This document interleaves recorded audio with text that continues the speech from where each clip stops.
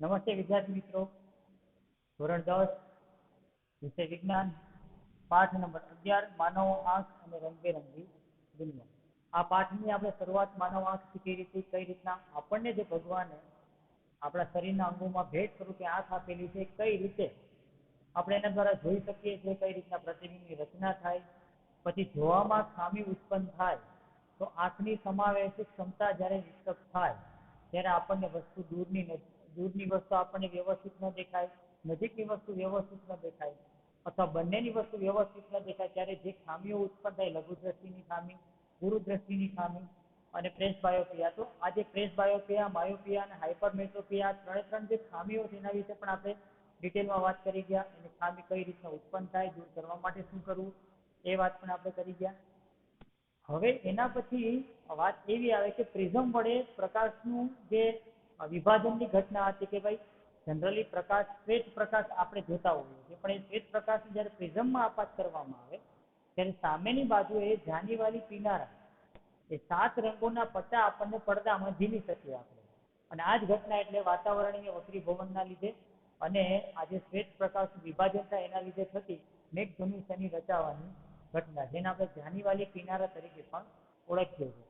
પછી છેલ્લે એમ પણ વાત કરી કે ન્યૂટને ટ્રાય કરી લીધી હતી કે એક પ્રિઝમ હોય એમાંથી આપણે શ્વેત પ્રકાશ એક બાજુથી આપાત કરીએ, સામેની બાજુ આપણને 7 કલરના પટ્ટા મળે, અને પછી એ 7 કલરના પટ્ટાને બીજા પ્રિઝમમાં બધા અથડાય, આપાત થાય એવો પ્રયત્ન કરે તો બીજા પ્રિઝમની સામેની બાજુ આપણને પાછો શ્વેત પ્રકાશ મળે. જોકે એને એવું ધાર્યું હતું કે કદાચ નવા રંગોના પટ્ટા મળે, પણ એની ધારણાથી ઉલટું પાછો શ્વેત પ્રકાશ મળે. એટલે ખબર પડી કે આનાથી એવું સાબિત છે કે શ્વેત પ્રકાશ 7 અલગ અલગ રંગોનો બનેલો છે, 7 અલગ અલગ રંગોના પ્રકાશનો બનેલો છે.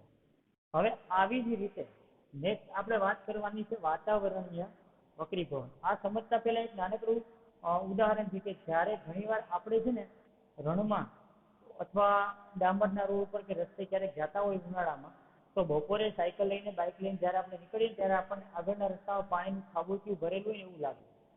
પછી આપણે થોડાક આગળ જઈએ ને તે ખાબોચિયું થોડુંક આગળ હોય એવું લાગે. જનરલી ત્યાં પાણીનું ખાબોચિયું હોતું જ નથી, પણ આપણને એવો ભાસ થાય છે. તો આ શું છે? આને કહેવાય મૃગજળની ઘટના. મૃગજળ નામ એટલા માટે આપવામાં આવ્યું છે કે રણમાં જે હરણ હોય એટલે કે મૃગલાઓ હોય, એ મૃગલાઓને પણ રણમાં આજે પૂર્ણ આંતરિક પરાવર્તનની ઘટનાને લીધે આપણને આ બધી વસ્તુ, જે પાણીનું ખાબોચિયું ભરેલું દેખાય, તો મૃગલાઓ જ્યારે તરસ્યા થાય ઉનાળાની સિઝનમાં, એક તો રણ છે ઉનાળાની સિઝન છે, રણમાં એકદમ વાતાવરણ ગરમ હોય અને એમ કહેવાય કે જમીન પણ આગ ઉગલતી હોય, એવી જગ્યાએ પાણીના ખાબોચિયા ભરેલા દેખાવા સ્વાભાવિક છે. તો ત્યાં આ મૃગલાઓ છે પાણી જોવા માટે જાય, એને એમ કે અહીંયા પાણી હશે, ત્યાં પહોંચે તો હજી એનાથી થોડાક આગળ એને ખાબોચિયું ભરેલું દેખાય, એના ત્યાં પહોંચે તો વળી પાછો આગળ ખાબોચિયું ભરેલું દેખાય. એમ કરતા કરતા ફરતા ફરતા પાણીની તરસને લીધે એનું મૃત્યુ થાય એટલે એને મૃગજળ એવું નામ. ઝાંઝવાના જળ પણ છે, જૂના જમાનાના લોકો એને ઝાંઝવાના જળ કહેતા. જે આપણે જનરલી ડામરના રોડ ઉપર પણ જોઈએ છે, આપણને એમ થાય પાણી ભરેલું છે પણ હોતું નથી. આ ઘટના જે છે એ વાતાવરણીય વક્રીભવનને આભારી છે. એનાથી એક બીજું એક ઉદાહરણ કે જે આપણે લગભગ રોજ બરોજના જીવનમાં ક્યાંક ને ક્યાંક ઓબ્ઝર્વ કરતા, ક્યાંક આગ લાગેલો, કચરો સળગાવેલો હોય કે પછી ગેસનું સ્ટવ સળગતું હોય, એના પાછળના ભાગની સપાટીને ઓબ્ઝર્વ કરજો. જે આગ લાગેલી છે જ્યાં, એના પાછળના ભાગની સપાટી એ વાઇબ્રેટ થતી હોય ને એવું લાગશે, બ્લર, એ ઝાંખી લાગશે અને વાઇબ્રેટ થતી હલતી હોય એવું લાગશે. વાસ્તવિકતામાં એવું હોતું નથી. હવે આગ માની લો આટલા એરિયામાં આગ છે, આ માર્કર છે એટલા એરિયામાં, અને તમે એ એરિયામાંથી પાછળનો ભાગ જુઓ છો તો તમને એવું લાગશે કે બ્લર છે, પણ જેવું તમે ઊભા થઈને પાછળ જશો ખબર પડશે કે ત્યાં બ્લર તો કઈ છે નહીં. તો આવી જે ઘટનાઓ થાય છે એનું એક ચોખ્ખું કારણ છે વાતાવરણીય વક્રીભવન. તો શું થાય? તો આપણે માની લઈએ કે આપણે આ પૃથ્વીની સપાટી પર રહીએ છીએ. ઘણા લોકોને પ્રશ્ન પૂછે ને કે આપણે પૃથ્વી પર રહીએ છીએ કે પૃથ્વીમાં રહીએ છીએ? ઘણા લોકો પૃથ્વીમાં રહીએ છીએ. પૃથ્વીમાં રહેવું એટલે અંદર, અહીંયા આપણે નથી રહેતા, આપણે રહીએ છીએ અહીંયા પૃથ્વી પર રહીએ છીએ. તો પૃથ્વીની સપાટી ઉપર આપણે રહેતા હોય તો પૃથ્વીની સપાટી નજીકની હવા એ જેમ જેમ ઉપર જતા જઈએ ને, નીચેની હવા વધારે ગરમ હોય, ઉપરની હવા ઠંડી હોય. એટલે જ જે ઊંચાઈ ઉપર રહેતા હોય ને ત્યાં વધારે ઠંડુ વાતાવરણ, એટલે એમ કે નીચેનું વાતાવરણ ગરમ હોય, ઉપરનું વાતાવરણ ઠંડુ હોય. તો હવે આ ઠંડી હવા અને ગરમ હવા એમાં પણ ભેદ છે. ઠંડી હવા છે એ ગરમ હવા કરતા વધારે ઘટ હોય. ઠંડી હવા એટલે એને ઘટ માધ્યમ કહી શકાય. કોની સરખામણીમાં? ગરમ હવાની સરખામણી. એટલે આને કહેવાય પાતળું માધ્યમ. બરાબર? કારણ કે આની ઘનતા, ગરમ હવાની ઘનતા ઓછી હોય, અને જેની ઘનતા ઓછી હોય હંમેશા એને પાતળું કહેવાય. પાતળું માધ્યમ ધરાવે. હવે આ બેની સરખામણીની વાત કરી છે. જ્યારે હવાની સરખામણી તમે કાચ સાથે કરો, હવાના માધ્યમની સરખામણી કાચની સાથે કરો તો કાચ ઘટ માધ્યમ થઈ જાય. પણ હવાના માધ્યમની તમે ઠંડી હવાના માધ્યમની સરખામણી ગરમ હવાના માધ્યમ સાથે કરો તો ગરમ હવા એટલે પાતળું માધ્યમ કહેવાય, ઠંડી હવા એટલે ઘટ માધ્યમ. તો હવે જેમ જેમ પૃથ્વીની સપાટી નજીકની હવા ગરમ છે, જેમ જેમ તમે ઉપર જાઓ એમ એવું કહી શકે કે ભાઈ ગરમ વાતાવરણમાંથી આપણે ઠંડા વાતાવરણમાં પ્રવેશીએ છીએ. એ ઉપરાંત આખા વાતાવરણમાં અતિ સૂક્ષ્મ કે જે આપણે નરી આંખે જોઈ શકતા નથી એવા નાના નાના રસકણોનું ઘણું બધું વાતાવરણમાં ફરતું હોય છે. તો સૂર્યનો પ્રકાશ જ્યારે સૂર્યમાંથી નીકળી અને આખા વાતાવરણને વીંધતો વીંધતો આપણી આંખમાં પ્રવેશે તો એ વાતાવરણમાં જે આ ફેરફાર છે એના ઉપરથી પાછી હવા અસ્થિર છે. હવા સ્થિર હોતી સતત વહેતી હોય છે. તો જે સતત વહેતી હવાને લીધે એની અસ્થિરતાને લીધે, તો પહેલી વાત, હવે અસ્થિર માધ્યમમાં જ્યારે પ્રકાશનું કિરણ પહોંચે, આપણે એમ તો સૂર્યનો આખો પ્રકાશ પહોંચે પણ આપણે કિરણને ઉદાહરણ તરીકે લઈએ છીએ કે સૂર્યપ્રકાશનું કિરણ જ્યારે અસ્થિર માધ્યમમાં પહોંચે, આ પહેલી વાત, એક તો માધ્યમ અસ્થિર છે. બીજું, જે વાતાવરણનું જે આખું માધ્યમ છે એમાં અતિ સૂક્ષ્મ કણો છે, એટલે આ પ્રકાશના જે કિરણો જે આપાત થશે, પસાર થશે એમાં, તો એ સતત ને સતત આ અતિ સૂક્ષ્મ કણો કે જે દેખાતા નથી એની સાથે અથડાશે. એટલે બીજી વસ્તુ નડી, તો પ્રકાશના માર્ગમાં કેટલી વસ્તુ આવે છે. એના પછી આજે જ્યાં હવાની વાત કરીએ, હવા એટલે વાતાવરણ, તો એના પછી ત્રીજી વસ્તુ આવે છે, ઉપરથી ગતિ કરતું કરતું પ્રકાશનું કિરણ જ્યારે નીચે આવે એટલે ઠંડા માધ્યમમાંથી ગરમ માધ્યમમાં પ્રવેશે, ઠંડી હવાવાળા માધ્યમમાંથી ગરમ હવાવાળા માધ્યમમાં પ્રવેશે. તો ઠંડી હવાવાળા માધ્યમમાંથી ગરમ હવાવાળા માધ્યમમાં પ્રવેશે તો પ્રકાશનું કિરણ સતત ને સતત વક્રીભવન અનુભવશે. કારણ કે માધ્યમમાં ફેરફાર થાય તો પ્રકાશનું કિરણ વક્રીભવન અનુભવવાનું છે. તો આ બધા ફેક્ટર્સને લીધે પ્રકાશનું કિરણ સૂર્યમાંથી નીકળીને જ્યારે પૃથ્વી ઉપર પહોંચે ત્યારે સતત વક્રીભવન અનુભવતું હોય છે. અને આ ઘટનાને વાતાવરણીય વક્રીભવન કહેવાય. પ્રકાશનું કિરણ સતત વક્રીભવન અનુભવતું હોય છે. એટલા માટે થઈને જ્યારે આપણે આગની પાછળ રહેલી વસ્તુને જોઈએ ત્યારે આપણને બ્લર દેખાય, પછી એ વાઇબ્રેટ થતી હોય દેખાય. કારણ કે આપણે જે જોઈએ છે ને, આપણી આંખમાંથી પ્રકાશનું કિરણ હતા એ વસ્તુમાંથી જે પ્રકાશનું કિરણ નીકળીને આપણી આંખમાં પહોંચે છે, પણ વચ્ચે આગ એટલે ગરમ હવાવાળું માધ્યમ આવે છે જેમાંથી પસાર થાય છે અને આપણી આંખમાં પહોંચે છે, અને પરિણામે વક્રીભવન થવાને લીધે એ વસ્તુ જ્યાં છે એનું સ્થાન આપણને થોડું ડિસ્ટર્બ થતું એવું લાગે, એટલે એ વસ્તુ વાઇબ્રેટ થતી એવું લાગે. તમે ટ્રાય કરી લેજો, કોઈ એક નાનકડો દીવો, મીણબત્તી કે સ્ટવ સળગાવજો અને પછી એની પાછળ અથવા જે સ્ટવની એક્ઝેક્ટ ઉપર સળગાવેલું જે હોય છે બરાબર ભાગ, એની ઉપર જે ગરમ હવા, ઓબ્વિયસલી ગરમ હવા નીકળતી હોય, તો ત્યાં તમે પાછળ હાથ રાખજો, કોઈ વસ્તુ રાખજો, તે પાછળ વાઇબ્રેટ થતું એવું લાગે, અસ્થિર લાગે. અસ્થિર હોતું નથી પણ એ આપણને એવો ભાસ થાય છે. એનું કારણ વાતાવરણીય વક્રીભવન. તો આ વાતાવરણીય વક્રીભવનને લીધે ઘણી બધી ઘટનાઓ કુદરતી એવી બનતી હોય છે કે જેને આપણે રોજ સમજીએ છીએ, જોઈએ છીએ, અવલોકન કરીએ છીએ અને આશ્ચર્ય પામીએ છીએ આ કુદરતી ઘટનાઓ. એમાંની જ એક કુદરતી ઘટના છે તારાઓનું ચમચમવું. આનો આખો આધાર છે, આ તારાઓનો ચમચમવાનો આખો આધાર આ વાતાવરણીય વક્રીભવન ઉપર છે. પહેલા તો સ્ટાર્ટ થી અમુક વાતો આપણે ક્લિયર કરી દઈએ કે પૃથ્વીથી બહુ જ દૂર આવેલા છે. હવે અવકાશમાં એવા ઘણા તારાઓ છે કે જે સૂર્ય કરતા પણ મોટા છે. તો પૃથ્વીથી ઘણા બધા દૂર આવવાને લીધે પૃથ્વીથી એનું અંતર એટલું બધું અબજો કિલોમીટર, અબજો પ્રકાશ વર્ષ દૂર હોવાને લીધે એ આપણને બિંદુવત દેખાય, નાના ટપકા જેવડા દેખાય. એટલે એમાંથી પ્રકાશ તો ઘણો બધો નીકળે છે, પણ એ બિંદુવત હોવાને લીધે આપણે કોઈ પણ એક તારો હોય ને બિંદુવત ઉદ્ગમ તરીકે જોઈશું. બિંદુવત ઉદ્ગમ એટલે શું? કે ભાઈ નાનકડો એક પ્રકાશનું ઉદ્ગમ છે જ્યાંથી પ્રકાશના અમુક કિરણો નીકળે છે. બાકી કિરણોનો સમૂહ, કિરણપુંજ જથ્થામાં નીકળતા હોય છે, પણ આપણે બહુ દૂર હોવાને લીધે એને એક સામાન્ય બિંદુવત ઉદ્ગમ પ્રકાશનું ગણી અને 1, 2, 5 કિરણો નીકળતા એવી રીતના આપણે એને વિચારશું અત્યારે. બરાબર? એટલે આ વાત થઈ સ્ટાર્સની. હવે સ્ટાર્સ છે સ્વયં પ્રકાશિત છે, તારાઓ સ્વયં પ્રકાશિત છે, કારણ કે તારાઓની અંદર સતત તાપ ન્યુક્લિયર વિખંડન પ્રક્રિયા અને સંલયન પ્રક્રિયા ચાલુ હોય છે. એના લીધે સતત એટલી બધી એનર્જી ઉત્પન્ન થાય ને કે એના લીધે એ સ્ટાર જે કોઈ પણ હોય, જે તારાઓ હોય તે સ્વયં પ્રકાશિત હોય છે. તો આપણે જ્યારે કોઈ પણ સ્ટાર એક તમે કોઈ પણ એક એવી રાતે કે જ્યારે આકાશ ચોખ્ખું છે ત્યારે એક સ્ટારને ઓબ્ઝર્વ કરવાનું, થોડી વાર પછી એ સ્ટારનું સ્થાન છે, એ તારાનું જે સ્થાન છે તમને થોડુંક બદલાયેલું લાગશે. તો ન્યા કોણ એને પકડીને સાઈડમાં મૂકવા માટે કોઈ નહીં. એવું કેમ થાય છે? પહેલી વાત. બીજી વાત, ઘણી વાર કોઈ તારો છે તમે એને ઓબ્ઝર્વ કરો છો સતત, બહુ પ્રકાશિત દેખાય, ઘણી વાર ઝાંખો દેખાશે.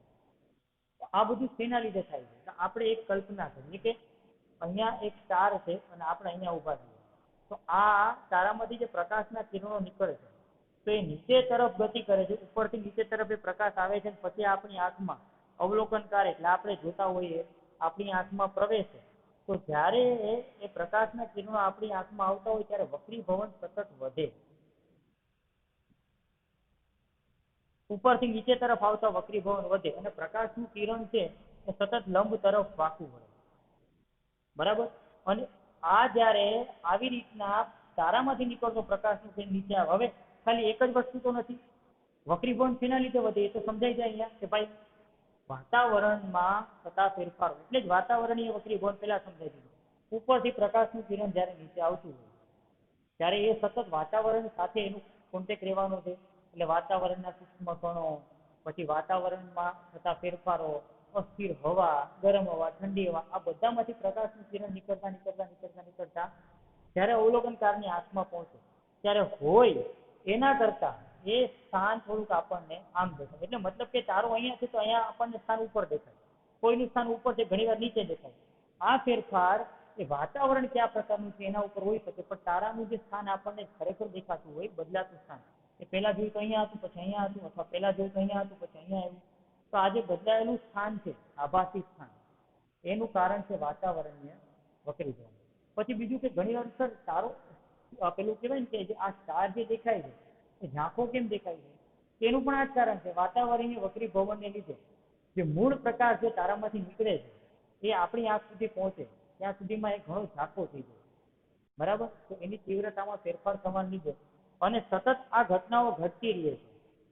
અવકાશમાં સતત પ્રકાશના કિરણો સતત નીચે પડતા હોય, આપણે જોતા રહીએ એટલે વક્રીભવન સતત થયા કરે, વાતાવરણીય વક્રીભવન. એના લીધે તારાઓનું સ્થાન બદલાયેલું લાગે અને આપણને ચમચમતા, ઘણી વાર એક જ સ્ટાર હોય એનો પ્રકાશ એ બહુ વધારે પ્રકાશિત લાગે, ઘણી વાર ઝાંખો લાગે. તો આ જે ઝાંખું થવું, પ્રકાશિત થવું, ઝાંખું થવું, પ્રકાશિત થવું, આ જે કંઈ પણ બધી ઘટનાઓ છે એમ દર્શાવે છે કે તારાઓ ચમચમે છે અને એનું મૂળ કારણ છે આ વાતાવરણીય વક્રીભવન. બરાબર? તો તમને એમ થાય સાહેબ તો ગ્રહો કેમ ચમચમતા નથી? તો એનું કારણ એવું છે કે ગ્રહો પૃથ્વીથી નજીક છે તારાઓની સરખામણીમાં. તો જે ગ્રહો પૃથ્વીથી નજીક છે તો તારાઓ બહુ દૂર હતા ને, સ્ટાર બહુ દૂર હતા એટલે આપણે એને બિંદુઓ ઉદ્ગમ તરીકે લીધા. એટલે એમાંથી જે પ્રકાશના કિરણો બહુ જથ્થાબંધ નીકળે છે પણ અમુક જ આપણી આંખમાં પહોંચે છે. એવી રીતે ગ્રહો તારાઓની સરખામણીમાં પૃથ્વીની સપાટીથી નજીક છે. એટલે ગ્રહોમાંથી જે સૂર્યપ્રકાશના કિરણો સતત નીકળતા હોય એ જથ્થાબંધ નીકળે છે, જથ્થાબંધ જ આપણી આંખમાં પહોંચે છે. એકનું વક્રીભવન બીજો નાબૂદ કરશે, બીજાનું વક્રીભવન બીજો નાબૂદ કરશે. એટલે ગ્રહોનું જે સ્થાન જ્યાં છે ત્યાં ને ત્યાં આપણને દેખાય. તો મૂળ કારણ એવું છે. તો વક્રીભવન એમાં જ થાય કે જે વાતાવરણમાં વધારે સંપર્કમાં આવે. બરાબર? જેમ તારાઓ બહુ દૂર છે એટલે એમાંથી નીકળતો પ્રકાશ સતત એટલે આવતો જાય, એને નીચે આવતો જાય એટલે વક્રીભવન વધે અને પાછા આપણી આંખમાંથી પાછું રિફ્લેક્ટ થાય. બરાબર? આવી બધી ઘટનાઓની લીધે તારાઓનું આભાસી સ્થાન દેખાય અને બીજું એ તારાઓ ચમચમતા લાગે. તો આ વાત થઈ તારાઓનું ચમચમવું, ટ્વિંકલિંગ ઓફ સ્ટાર્સ. અને હવે વહેલો સૂર્યોદય અને મોડો સૂર્યાસ્ત. જનરલી તમે કોઈને પૂછો કે સૂર્યોદય અને સૂર્યાસ્ત એટલે આપણે એમ વાત કરી કે સૂર્યનું પૂર્વમાં ઉગવું એ સૂર્યોદય થયો અને સૂર્યનું પશ્ચિમમાં થવું સૂર્યાસ્ત થયો.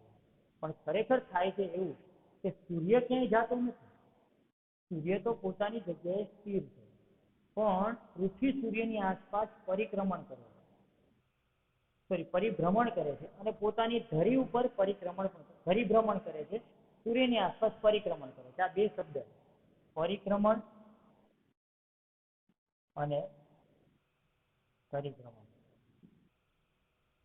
તો જે સૂર્ય છે એ સ્થિર છે, ગ્રહો એની આસપાસ પરિક્રમણ કરે છે. પણ કઈ રીતે પરિક્રમણ કરે છે? પોતાની ધરી પર ફરતા ફરતા પરિક્રમણ કરે છે. એટલે પોતાની ધરી ઉપર ધરી ભ્રમણ કરે છે અને ધરી ભ્રમણ કરતા કરતા પરિક્રમણ કરે છે. એટલે માની લો કે આપણે પૃથ્વીની આ બાજુની સપાટીએ આપણે છીએ, તો અને આ સૂર્ય છે, તો જ્યારે પૃથ્વીની આ સપાટી સૂર્ય તરફ આવે એટલે એનો મતલબ એમ છે આપણને એવું લાગે સૂર્યોદય છે, પણ ખરેખર એવું હોતું નથી. આ તો આપણે આમ હતા એટલે રાત છે, આપણો વિસ્તાર અહીંયા છે, ના રાત છે. પણ જ્યારે આપણે આમ ફરતા આપણે ધરી ભ્રમણ કરતા કરતા સૂર્ય તરફ આવીએ તો આપણે સૂર્યોદય છે. બરાબર? આ મૂળ વસ્તુ. જનરલી આ જે ડિફરન્સ છે કે અહીંયા રાત છે અને આવી રીતના અહીંયા એવું દિવસ અને ફરી પાછી રાત, એટલે આપણે એમ કહીએ કે આખો દિવસ 12 કલાકનો, આખી રાત 12 કલાકની, ટોટલ 24 કલાકની અંદર પૃથ્વી પોતાનું એક પરિભ્રમણ પૂરું કરે એ વાત આપણે જાણીએ છીએ. પણ ખરેખર એનો એક્ઝેક્ટ ટાઈમ લાગે છે 23 કલાક અને 56 મિનિટ. તો 24 કલાક કેમ લઈએ છીએ? 4 મિનિટનો જે પ્રશ્ન છે શું છે? એ 4 મિનિટનો પ્રશ્ન છે વહેલો સૂર્યોદય અને મોડો સૂર્યાસ્ત. આનું પણ કારણ આવું છે કે માની લો કે પૃથ્વીની સપાટી આ છે, પૃથ્વીની સપાટીએ કોઈ એક વ્યક્તિ અહીંયા ઉભો છે. હવે એ જે સીધી નજર આકર્ષે એટલે આ સમક્ષિતિજ રેખા થઈ. બરાબર? હવે સૂર્ય જ્યારે અહીંયા હોય, અહીંયા સૂર્ય છે, સૂર્ય માફ કરજો, પેન્ટિંગ આપણું જોરદાર થઈ જાય. સૂર્ય માની લે આપણે સૂર્યને આપણે વ્યવસ્થિત બનાવીએ, મસ્ત સૂર્ય, બરાબર, આથમ છે સૂર્ય. સૂર્ય અહીંયા છે ત્યારે એમાંથી નીકળતા પ્રકાશના કિરણો અવલોકનકારની આંખમાં પહોંચે એટલે સતત વક્રીભવન અનુભવ છે. એ સેમ ટુ સેમ વાતાવરણીય વક્રીભવન અનુભવ છે. તો અહીંયાથી પછી જ્યારે એની આંખમાંથી નીકળતા હોય ત્યારે એ કિરણો ભેગા થઈને અહીંયા પ્રતિબિંબ બનાવે. એટલે વાસ્તવમાં વાસ્તવિક સૂર્ય અહીંયા હોય, દેખાય અહીંયા. એટલે અને આજે ગેપ હોય છે ને 2 મિનિટનો ગેપ હોય છે. એટલે સૂર્યોદય જ્યારે આ ક્ષિતિજથી નીચે હોય, 2 મિનિટના સમય જેટલું નીચે હોય, એ સમયે આપણને એક્ઝેક્ટ એવું લાગે કે સૂર્યોદય થઈ ગયો છે. એટલે વહેલો સૂર્યોદય થવાનો અનુભવ છે, પણ જે આપણને એક્સપિરિયન્સ થાય છે પણ વાતાવરણીય વક્રીભવન. અને એવી જ રીતે જ્યારે સૂર્ય છે એ આ કન્ડિશનમાં અહીંયા પહોંચે ત્યારે આપણને એવું લાગે કે સૂર્ય આથમી ગયો છે. સોરી, સૂર્યોદય વહેલો થયેલો દેખાય અને મોડો સૂર્યાસ્ત. બરાબર? સૂર્ય જ્યારે સૂર્યાસ્ત થઈ ગયો છતાં પણ આપણને ઉપર દેખાય. તો આ જે બંને ઘટનાઓ છે એ વાતાવરણીય વક્રીભવન આધારિત ઘટનાઓ છે. અને એના લીધે 2 મિનિટ સૂર્યનો વહેલો સૂર્યોદય થવું અને 2 મિનિટ સૂર્યનું મોડું સૂર્યાસ્ત થવું. અને આ જ ઘટનાઓને લીધે અંતિમ સમયે સૂર્યોદયના સમયે અને સૂર્યાસ્તના સમયે સૂર્ય ચપટો લાગે. ચપટો એટલે આમ ડીશ જેવું ટીપાયેલું. બરાબર? ખરેખર તો 3D હોવો જોઈએ ને. 3D બદલે આપણને ચપટો કહીને 2D સમજવાનું. રાઉન્ડ શેપ 2D કેવો હોય એવો આપણને આ સૂર્ય લાગે. તો આ વહેલો સૂર્યોદય, મોડો સૂર્યાસ્ત, તારાઓનું ચમચમવું, પૂર્ણ આંતરિક પરાવર્તન એ આપણા ટોપિકમાંથી કાઢી નાખ્યું છે, પણ જંગલની મૃગજળની રચના, આ બધી વસ્તુઓ જે છે એ કુદરતી ઘટનાઓ જે ઘટે છે એનું મૂળ કારણ છે વાતાવરણીય વક્રીભવનને લીધે આ કુદરતી ઘટનાઓ જેવી રીતે હોય એવી રીતના આપણને દેખાય ને, તો થોડો એમાં ફેરફાર થયેલો આપણને દેખાય. મહત્વનું છે તારાઓનું ચમચમવું અને વાતાવરણીય વક્રીભવન. જો કાંઈ ફેરફાર લાગે, કાંઈ એવું લાગે, કોઈ લીટી મારાથી ચૂકાઈ જવાની હોય કે બાકી રહી ગયું હોય કોઈ શબ્દ, પેરેગ્રાફ સમજાવવાનું, તો મને કહેજો એટલે હું તમને સમજાવી દઈશ. આઈ થિંક ગવર્મેન્ટ એવી જાહેરાત કરી દીધી છે કે 30% કોર્સ નાબૂદ થશે. એમાં માનવ આંખની આકૃતિ,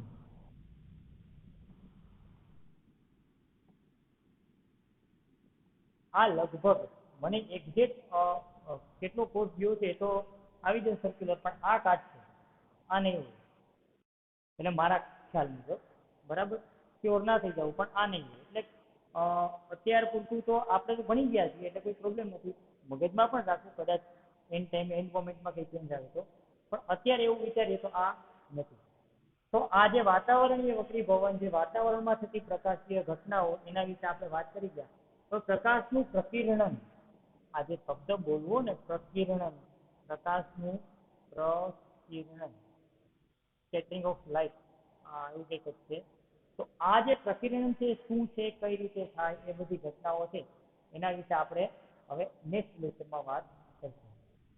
ત્યાં સુધી હોમવર્કમાં એવું રહેશે તમારે કે આ જેટલી પણ થિયરીઓ થઈ છે એના જે પ્રશ્નો હોય લખવાના, વ્યવસ્થિત વાંચવાનું, યાદ કરવાનું, ફેર બુક બનાવવાની રહેશે અને એ પ્રમાણે તમારે તૈયારી કરવાની રહેશે. બાકી